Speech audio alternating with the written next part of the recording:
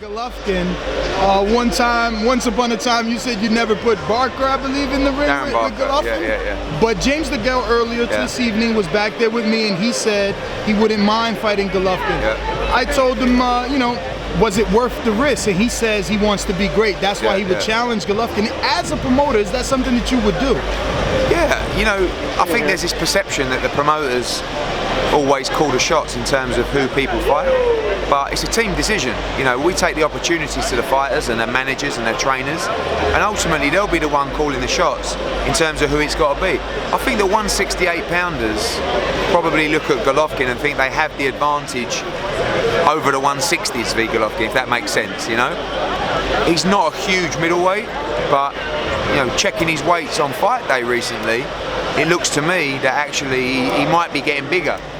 And maybe that's a move to 168 coming for Gennady Golovkin. But I think the 168 guys feel like they might be too big for Gennady Golovkin.